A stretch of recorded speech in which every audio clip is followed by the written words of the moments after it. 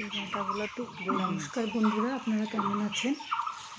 আজকে আমি আবার বাগানে চলে এসেছি। তো বাগানে যে ডাঁটা গাছগুলো এর আগে দেখিয়েছিলাম, ছোট ছোট ডাঁটা শাক বেরিয়েছিল, সেই গাছগুলো এখন বেশ বড় হয়ে গেছে, অনেকটাই বড় হয়ে গেছে। এই গাছগুলো আগেই তোলার দরকার ছিল, আর শক্ত হয়ে গেলে অতটা ভালো লাগে না এই ডাঁটাগুলো। তো বাড়িতে ছিলাম না কয়েকদিন, সেই জন্য আর এগুলো তোলা হয়নি। তো আজকে ভাবছি যে এই ডাঁটাগুলো সব তুলে ফেলবো। তো গাছগুলো তুলে ফেলার আগে একবার ভাবলাম ভিডিও করে আপনাদেরকে দেখাই।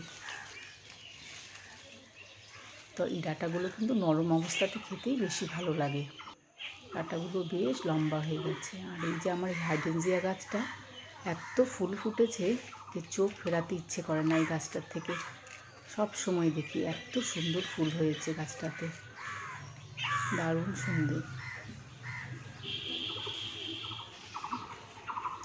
তো ডাঁটা গাছগুলো তুলবো, তোলার আগে তো সেই জন্য একটু ভিডিও করে নিচ্ছি।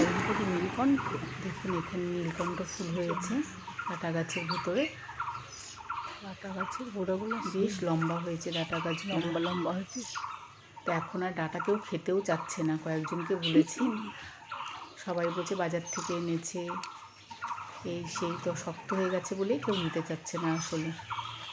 তো আমি তো আর ফেলে দেবো না, একটু খেয়ে দেখব কেমন লাগে খেতে। তো সেই জন্য আজকে এই ডাঁটা গাছগুলো তুলে ফেলবো।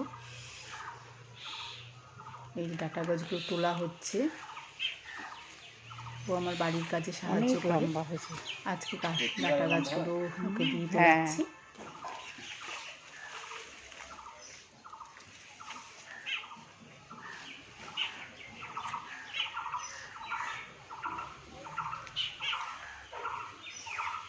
ওই মাঝে মাঝে সব বড় বড় লম্বা লম্বা গাছ আছে। যেগুলো ছোট ছোট গাছ আছে ওগুলো তুলতে না বললাম, যে ইয়ে ছোটগুলো থাকুক, বড় গাছগুলো সব তুলে ফেলতে বলেছি। গাছের গোড়াগুলো কিন্তু বেশ শক্ত, অনেক টেনে তুলতে হচ্ছে। মাটিটা ঝুরঝুরে আছে, সেই জন্য মাটিগুলো টবের গোড়াতে দিয়ে দিচ্ছে।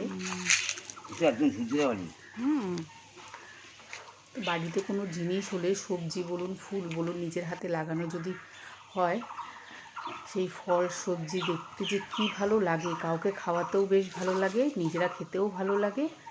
নিজের হাতের তৈরি করা গাছের জিনিসের মজাই আলাদা। আমাদের তো সেরকম জায়গা নেই, অল্প একটু উঠোনের এক কোণে একটু হয়েছে, তাও তো বলেছিলাম ডাঁটা গাছগুলো কিন্তু আমি লাগাইনি। একটা গাছ এমনি হয়েছিল, সেটার বীজ পড়েই এই গাছগুলো সব হয়েছে। এবার হয়তো আরও হবে, কেন অনেক বীজ আছে গাছের মধ্যে। এই বীজগুলো নিচে পড়লে একা একাই হবে আবার সামনের বার। দেখো উঠানের পেছন দিকটাতেও অনেক গাছ আছে, ডাঁটা গাছ। যেখানে এই বীজটা পড়ছে সেখানেই চারা গজিয়ে যাচ্ছে।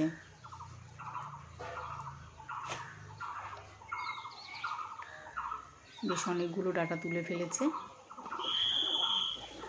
এই ডাঁটা নিয়ে এখন কি করব আমি সেই ভাবছি।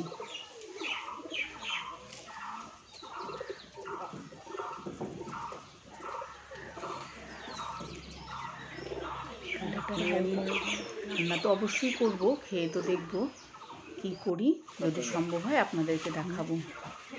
বাপরে, সেই লম্বা, অনেক লম্বা হয়েছে না? অনেকগুলো ডাঁটা। ঠিক আছে।